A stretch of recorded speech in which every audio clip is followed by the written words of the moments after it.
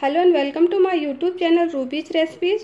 Friends, आज के video में शेयर करने जा रही हूँ मेरा संडे डिनर रूटीन। तो चलिए स्टार्ट करते हैं। मैं तवा नान बनाने जा रही हूँ। उसके लिए मैंने 250 ग्राम मैदा लिया है।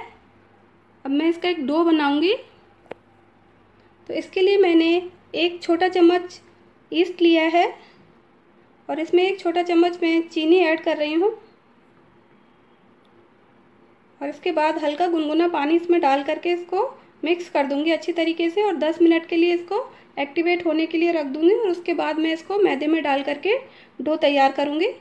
10 मिनट के बाद एक्टिवेट हो चुका है।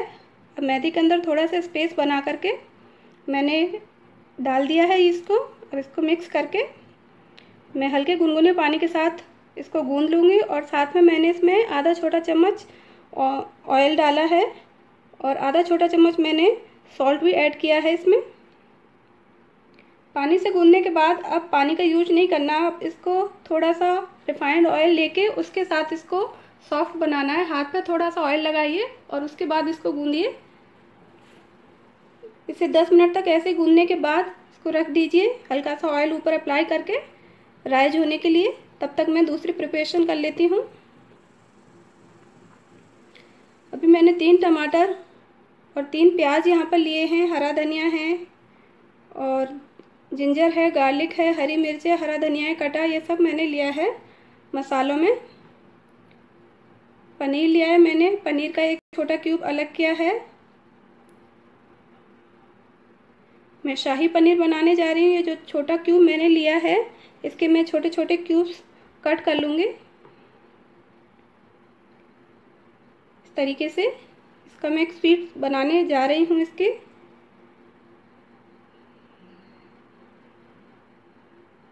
अभी मैंने गैस ऑन करके 2 पैन चढ़ाए हैं। एक तरफ मैंने राइस बॉयल होने के लिए रख दिए हैं और दूसरे छोटे पैन में एक छोटा चम्मच ऑयल डाला है मैंने। उसको गर्म होने के बाद जीरा डाल दिया है।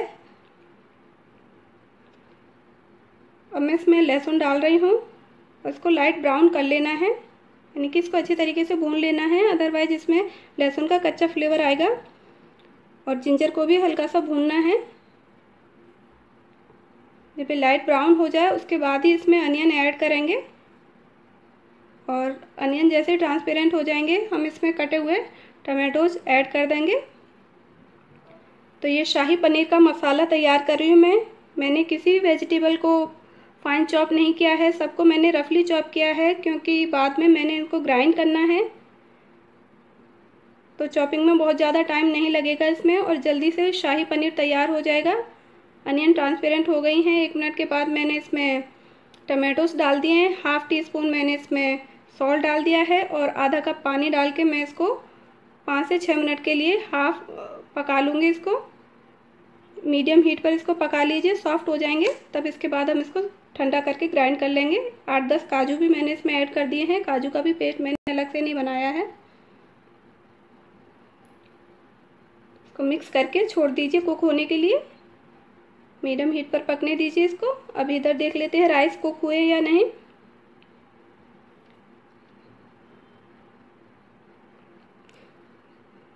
ये राइस कुक हो जाएंगे उसके बाद मैं कैरेमलाइज पनीर क्यूब्स तैयार करूँगी। तरह की स्वीट होती है जो मेरे बच्चों को बहुत पसंद है, इसलिए मैं थोड़ा सा वो भी बना रही हूँ। राइस हटा दिए, उनका वाटर मैंने अलग कर दिया है। अब मैंने एक छोटा पैन रखा है इसके ऊपर। कुछ दिन पहले, अभी 1-2 दिन पहले मैंने गुलाब जामुन बनाए थे तो उनका शुगर सिरप बच गया है तो मैं उसको यूज़ कर रही हूँ। आधा कप है और मैंने इलायची डाल दी इसमें 2 कूट करके। थोड़ा सा मैंने इसमें केसर का पानी डाला है। अब इसमें देखिए फर्स्ट बॉयल आ गया है। चाशनी हल्की गर्म हो गई है, गाढ़ी भी हो गई है। मैंने इसमें पनीर क्यूब्स ऐड कर दिए हैं और इसको कंटिन्यूसली हिलाते जाना है। साथ में मैं मसाले को भी हिला रही हूँ।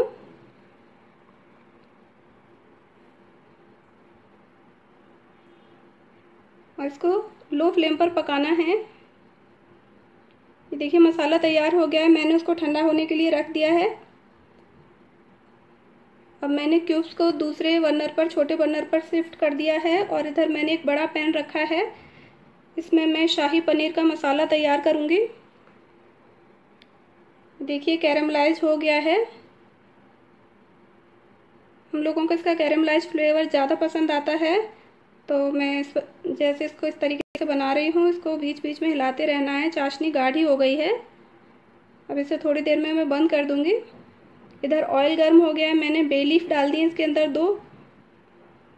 2 बड़ा चम्मच मैंने रिफाइंड ऑयल यूज़ किया था। इसमें हल्दी, धनिया, नमक, मिर्च मैंने एक साइड में डाला है अभी, और उसके बाद मैं इसको एक चम्मच से ऑयल के अंदर मिक्स करूँगी।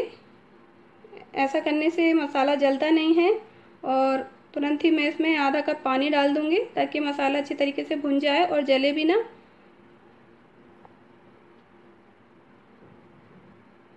तो इसको मैं बीच बीच में हिलाती रहूँगी, इसकी चाशनी सूख जाएगी और ये क्यूब्स को कवर कर लेगी और कैरमलाइज पनीर क्यूब्स तैयार हो जाएंगे। उसके बाद मैं इनको थोड़ी देर फ्रिज में रख दूँगी अलग अलग करके। तो मैंने गैस फ्लेम ऑफ कर दिया दोनों, मसाले को भी मैंने बंद कर दिया है, मसाले वाला बर्नर। अभी ये पेस्ट तैयार करना है, ये ठंडा हो गया, मैं इसे ग्राइंड कर लूँगी।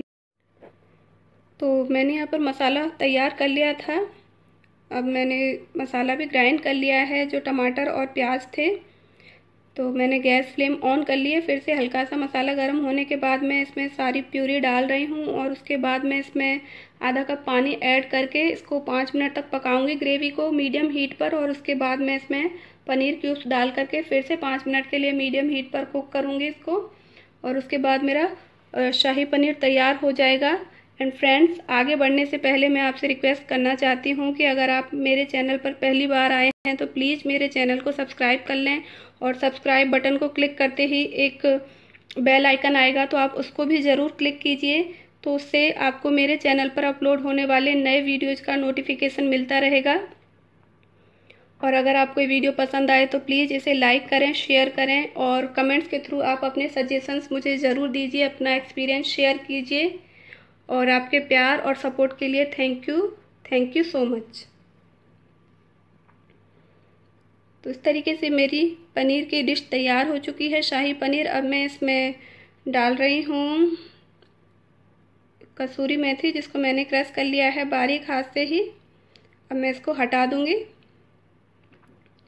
अभी मैंने लोहे का तवा रखा है गैस फ्लेम के ऊपर, और जो मैंने डो तैयार किया था, अब मैं उसको एक बार और अच्छी तरीके से गूंद करके सॉफ्ट बना लूँगी ताकि तवा नान अच्छी तरीके से बन सकें। और मैंने इसको 6 भागों में इसको डिवाइड कर लिया था, और उसके मैंने पेड़े बना करके बॉल्स बना ली हैं, और मैं आधे नान बना चुकी हूँ। अभी 2 नान बचे हैं। तो जैसे रोटी बनाते हैं, यहाँ पर मैंने सूखा मैदा लिया है, उसमें लपेट करके रोटी की तरह मैं इसको बेल रही हूँ। सिर्फ मैं इसका शेप ओवल रखूँगी। ये देखिए, बेलने के बाद इसको हल्का सा ओवल शेप दे सकते हैं, आप चाहें तो गोल भी रख सकते हैं। और इसके ऊपर वाटर अप्लाई करना है अपने ब्रश से या स्पून से, जैसे भी, लेकिन अच्छे से वाटर लगा होना चाहिए, अदरवाइज ये तवे से गिर जाएगा सेकते वक्त। तो पानी अच्छे तरीके से लगाइए इसके ऊपर। और ये मैं हल्की सी कलौंजी इसके ऊपर डाल रही हूँ, आप चाहें तो थोड़ा सा हरा धनिया भी डाल सकते हैं। अब जिधर से ये पानी लगाया उस साइड से मैं इसको तवे के ऊपर डाल दूँगी। ये देखिए, ऊपर वाला सरफेस सूखा है और ये हल्का सा ड्राई और हो जाएगा, उसके बाद हम इसको पलट कर सेकेंगे।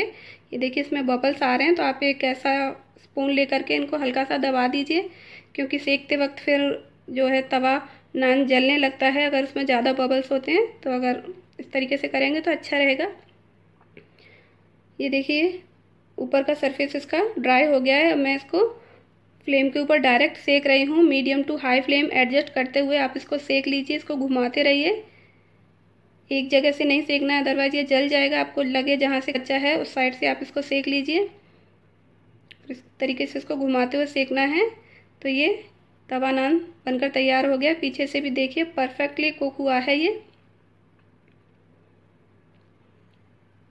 अब हम इस पर बटर अप्लाई करेंगे। बटर के अंदर मैंने हरा धनिया कटा हुआ मिक्स किया हुआ है, तो मैं स्पून से लगा रही हूँ इसको नान के ऊपर।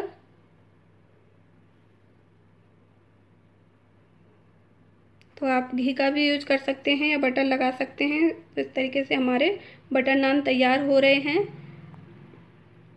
और एक पेड़ा बचा है, बाकी मैंने तैयार कर लिए हैं। 250 ग्राम मैदा में 6 नान बनकर तैयार हो गए हैं,